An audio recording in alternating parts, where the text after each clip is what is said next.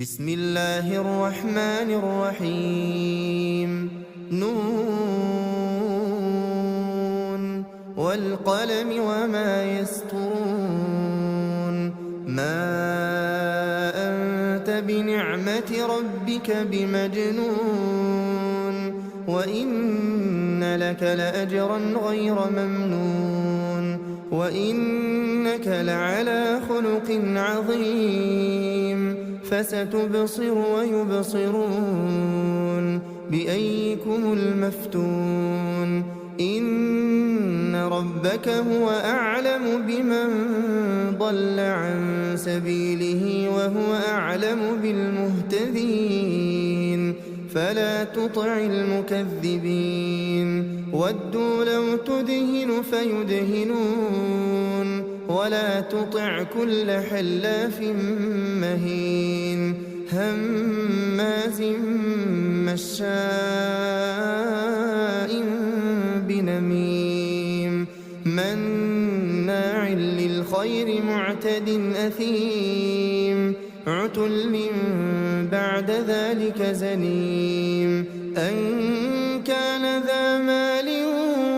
وبنين إذا تتلى عليه آياتنا قال أساطير الأولين سنسمه على الخرطوم إنا بلوناهم كما بلونا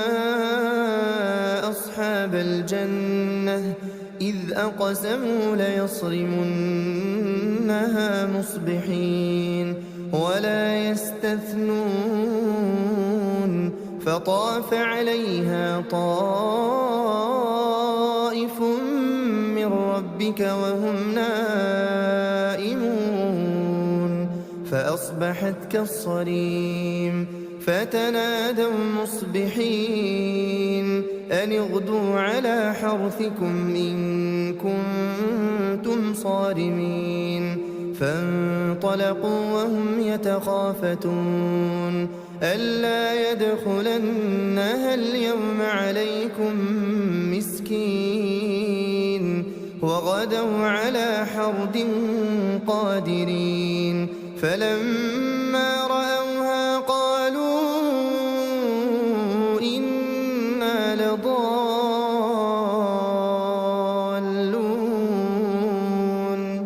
بل نحن محرومون قال أوسطهم ألم أقل لكم لولا تسبحون قالوا سبحان ربنا إنا كنا ظالمين فأقبل بعضهم على بعض يتلاومون قالوا يا ويلنا إنا كنا طاغين عسى ربنا أن يبدلنا خيرا منها إنا إلى ربنا راغبون كذلك العذاب ولعذاب الآخرة أكبر لو كانوا يعلمون إن للمتقين عند ربهم جنات النعيم أفنجعل المسلمين كالمجرمين ما لكم كيف تحكمون أم لكم كتاب فيه تدرسون إن لكم فيه لما تخيرون أم لكم أيمان علينا بالغة إلى يوم القيامة إن لكم لما تحكمون سلهم أيهم بذلك زعيم أم لهم شركاء فليأتوا بشركائهم إن كانوا صادقين يوم يكشف عن ساق ويدعون إلى السجود فلا يستطيعون خاشعة أبصارهم ترهقهم ذلة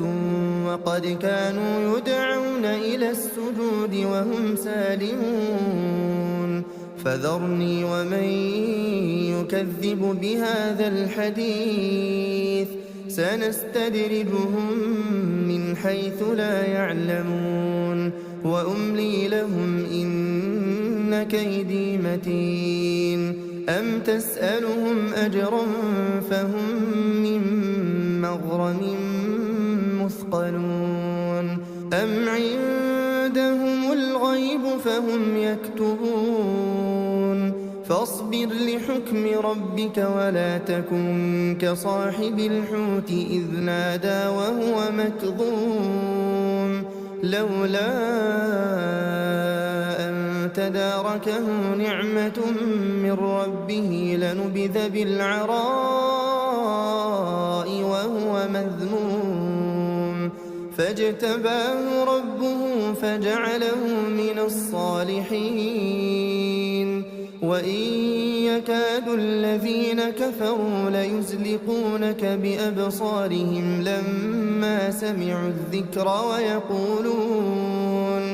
ويقولون إنه لمجنون وما هو إلا ذكر للعالمين.